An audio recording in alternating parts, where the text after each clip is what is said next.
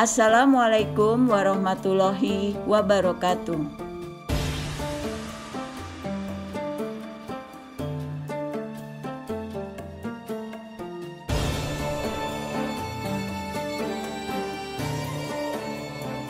Surah Al-Maidah ayat 27 artinya, ceritakanlah kepada mereka kisah kedua putra Adam yaitu Habil dan Qabil menurut yang sebenarnya. Ketika keduanya mempersembahkan kurban, maka diterima dari salah seorang dari mereka berdua yaitu Habil dan tidak diterima dari yang lain yaitu Qabil. Qabil berkata, "Aku pasti membunuhmu." Berkata Habil, "Sesungguhnya Allah hanya menerima ibadah kurban dari orang-orang yang bertakwa." Pada saat itu, Allah akan mengirimkan api sebagai petunjuk jika kurban putra Adam telah diterima. Api pun menyambar kurban dari Habil. Habil kemudian menjawab, "Sesungguhnya Allah hanya menerima kurban dari orang-orang yang bertakwa." Sebab kebaikan hati yang dimiliki Habil, ketika ia menerima ancaman pembunuhan dari saudaranya, ia berkata tidak akan membalasnya. Surah Al-Maidah ayat 28 artinya, "Sungguh kalau kamu menggerakkan tanganmu kepadaku untuk membunuhku, aku sekali-kali tidak akan menggerakkan tanganku kepadamu untuk membunuhmu. Sesungguhnya aku takut kepada Allah, Rabb sekalian alam." Hal ini menunjukkan bahwa Habil tidak membalas kejahatan dengan kejahatan, tetapi ia lebih memilih untuk diam karena keimanannya. Ia merasa takut kepada Sang Pencipta apabila ia turut melakukan kerusakan di muka bumi. Habil mengajarkan kepada manusia bahwa barang siapa yang bertakwa, maka ia akan mulia di sisi Allah.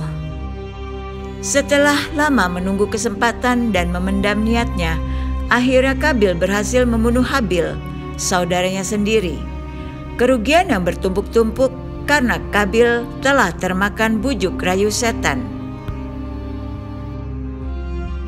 Surah Al-Maidah ayat 29 yang artinya, "Sesungguhnya aku ingin agar kamu kembali dengan membawa dosa membunuhku dan dosamu sendiri, maka kamu akan menjadi penghuni neraka, dan yang demikian itulah pembalasan bagi orang-orang yang zalim." Setelah berhasil merenggut nyawa saudaranya, Qabil tidak tahu apa yang harus ia lakukan dengan tubuh Habil. Jasad adiknya itu lantas terus ia gotong selama kurang lebih 1 tahun hingga akhirnya Allah Subhanahu wa Ta'ala mendatangkannya 2 ekor gagak. Kedua burung tersebut bertarung hingga salah satu di antara mereka mati. Burung gagak yang masih hidup pun mengais-ngais tanah sampai terbentuk lubang. Ke dalam lubang tersebut, ia kubur gagak yang sudah mati. Dari situ, Qabil pun belajar tentang cara menguburkan jenazah sang adik.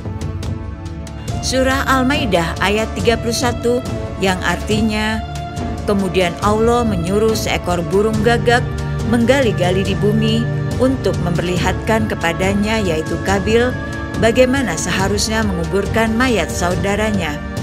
Berkata Qabil, "Aduhai celaka aku, mengapa aku tidak mampu berbuat seperti burung gagak ini, lalu aku dapat menguburkan mayat saudaraku ini.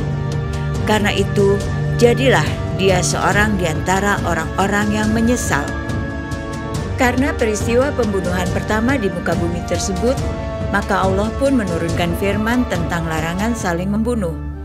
Hal ini diterangkan dalam Al-Quran, surat Al-Maidah ayat 32 yang artinya, "Oleh karena itu, kami menetapkan suatu hukum bagi Bani Israel bahwa siapa yang membunuh seseorang bukan karena orang yang dibunuh itu telah membunuh orang lain atau karena telah berbuat kerusakan di bumi, maka seakan-akan dia telah membunuh semua manusia.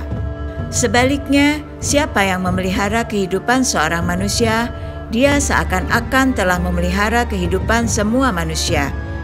Sungguh rasul-rasul kami benar-benar telah datang kepada mereka dengan membawa keterangan-keterangan yang jelas. Kemudian sesungguhnya banyak di antara mereka setelah itu melampaui batas di bumi.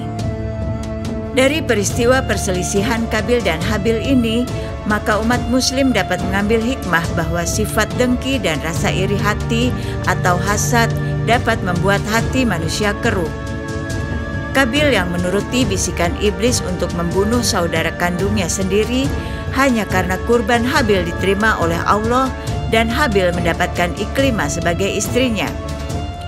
Jika sifat tercela ini tidak dihilangkan, maka di kemudian hari bisa membuat manusia terpecah belah dan saling memusuhi.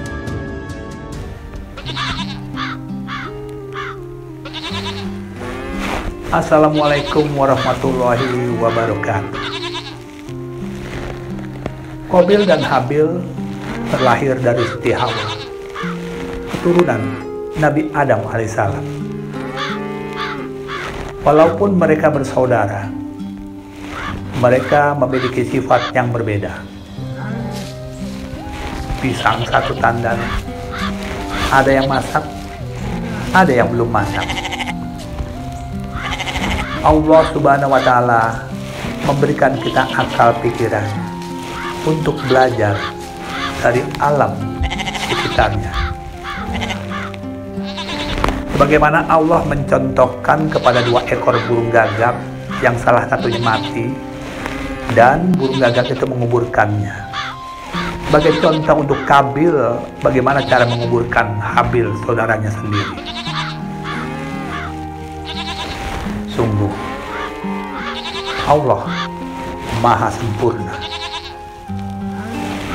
Semoga tayangan ini bisa bermanfaat bagi kita semua dan kita belajar dari alam sekitarnya. Assalamualaikum warahmatullahi wabarakatuh.